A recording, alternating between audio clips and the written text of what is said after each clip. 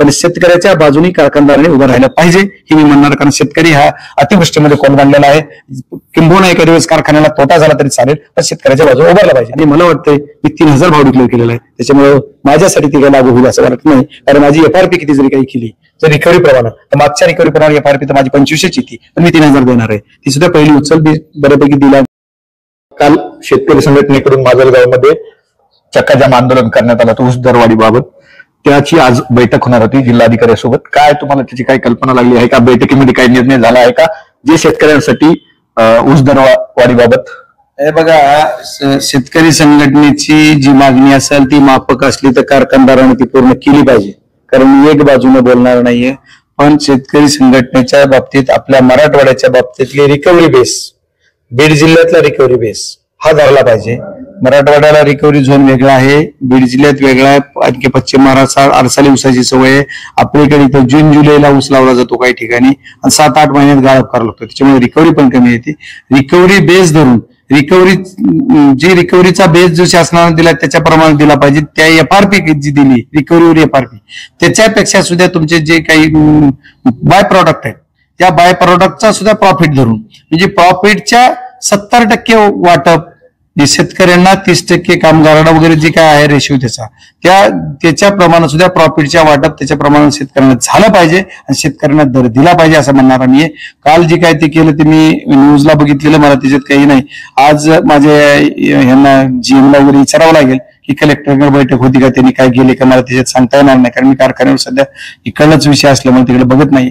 तर असेल तर बैठक तिकडे गेले असतील, मला संध्याकाळी कळेल, आणखी तरी काही कळलं नाही. पण शेतकऱ्याच्या बाजूनी कारखानदाराने उभं राहिलं पाहिजे ही मी म्हणणार, कारण शेतकरी हा अतिवृष्टीमध्ये कोलमडलेला आहे.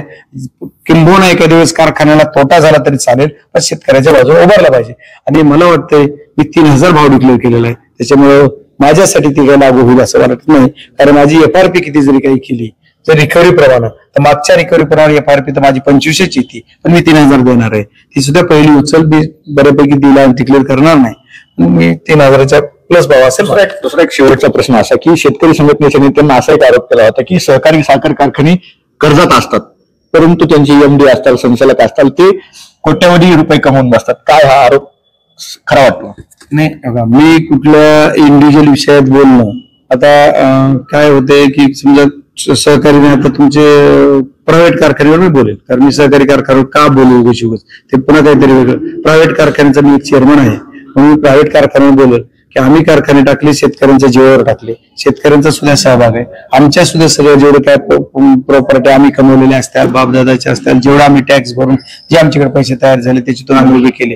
पण आज सुद्धा आमच्या जेवढ्या प्रॉपर्टी आहेत तेवढ्या बँकेला सगळ्या मॉर्गेज आहेत, अख्ख्या कारखाने मॉर्गेज आहेत, त्याच्यामुळे आमच्या प्रॉपर्ट्या खुल्या नाहीत. आमची जे घरं दिसते त्या घरावर कर्ज जेवढं आहे तेवढंच पुन्हा आणखी बँकेचा बाजा आहे बघा. म्हणजे आमचा कुठला 7-12 काढला, बजरंग सोन्याचा 7-12 काढला तर 200 कोटीचं लोक, कुठला 7-12 काढा, कमीत कमी दिसतंय. यांच्यावर ही बाजा 70 कोटीचा बाजा, यांच्यावर 200 कोटीचा बाजा. आमची 7-12 काढून बघा, आमचा पीटीआर काढून बघा, ते काय सोशल मीडियावर येत नाही, याच्यावर किती कर्ज आहे.